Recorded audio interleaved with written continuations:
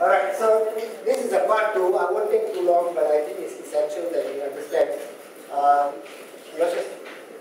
Okay, what I go is a recap of part 1. The second is the rationale, the for and against ISA. Right? Why the government says we need ISA and why we say we don't need ISA. And finally, it's your decision whether you want to be for or against ISA. Although I think it's a good point, most of you will not want to have ISA, but there are some concerns. Next. Okay, ISA. Paul was here and asked, what is ISA for? Okay, the what, the why, the when, and how many were detained since 1960 and how many are in detention since January 2009. So this is a quick recap. Those of you who missed part 1, next please. The what? Simply, ISA is a preventive detention law, and very important, any person may be detained up to 60 days without trial. So just for example, if today I see a police inspector coming, if he comes in there and takes a call and we don't see him for 60 days, that's it now. You know where he is. Okay? Basically, it boils down to that. Okay? And he may be further detained for a period of 2 years, depending on the pleasure of the Minister of Home Affairs.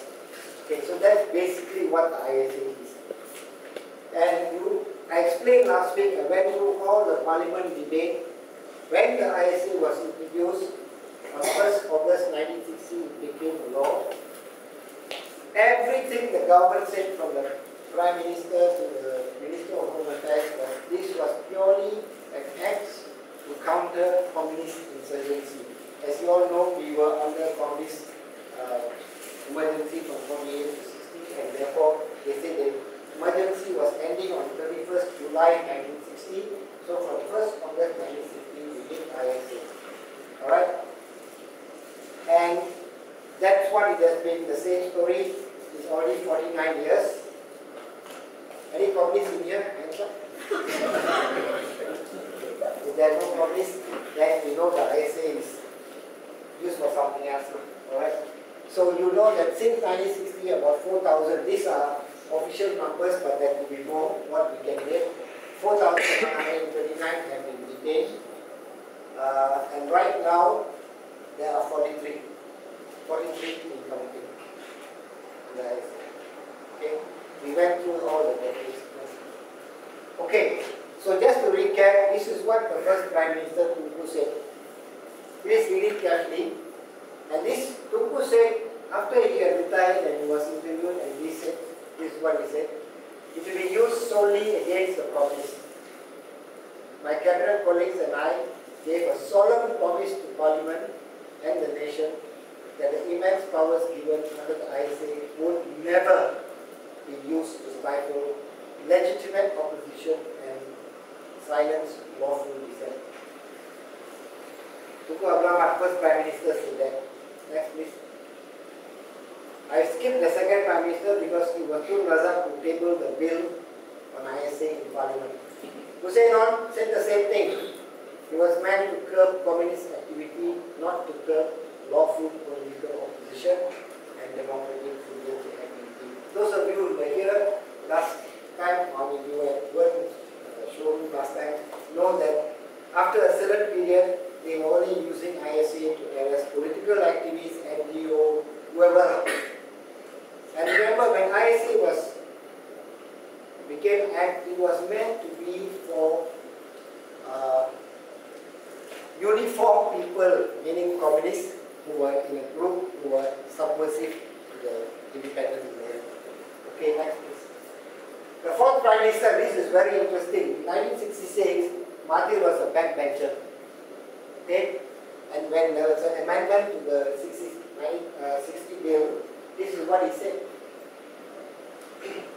No one in his right senses likes the ISA. It is in fact a negation of all the principles of democracy. He was a backbencher. Then when he gave the power, after he became Prime Minister in 1981, you all know what happened. Right? Operation Alam was one of the biggest roundup of anybody and everybody. Okay. And normally, if you look at it, the biggest conducts are always tied up to, or normally conflict within Timor. In 87, it was Timor, Libya, and so on. Next, please. This is even better. You know, Abdullah Balawi was out of Armor for a while. So in 87, when he was out, he said laws such as the Internal Security Act have no place in modern Malaysia. It is a draconian and barbaric law. And actually, at the same time, he actually said Mahathir is a tyrant and all that. But in 2003, when he took over, he see what the told. It's a necessary law, no more barbaric or draconian. And we have never misused the ISA. All those living under ISA are proven threats to society. Like us. Okay, so that's the fifth Prime Minister. Now what does next one please? Now the one destined to be Prime Minister, you all know his name. He's not going to be. Okay, I don't know, whoever is destined to be Prime Minister, come, there's a seat over here. We hope he doesn't go to sleep, but I don't know what he will do. But implications are, if he's the person, the same person we are all talking about, you'll be in for a very interesting time. Okay? Next one. So that finishes the recap. Any questions before I move on? Just in case we probably clear, otherwise I ask the question. Yes. You said that Tunku gave a solemn promise to Parliament that he will never use it. Did he use it against politicians? Did Tunku use it against politicians? Yes, he did. He did. But one or two instances. He was in Sarawak against James Wong and Stephen Karumikan and all that. But generally up to the 70s, it was used to people whom they thought were communist sympathizers because communist activity was still on. And one essential background is the peace agreement with the communists was signed, the Hajai agreement was signed in 1989. Okay, which I will come to. Anybody else? Okay, can I move on to the rationale? Okay, so this is it. What happened in 1989? The communist insurgency ended, officially ended, as you all know. There was a signing of the Hanyai Peace Accord. You remember the former IDP, the one who... Rahim, the one who gave a good blow to Anwar. He signed the peace agreement with the Communist Party and that's it. There was no more communist threat to this country, basically. Everybody was given a nice piece of land here and there. Sarawak, Wonky Chok, you don't know Wonky Chok?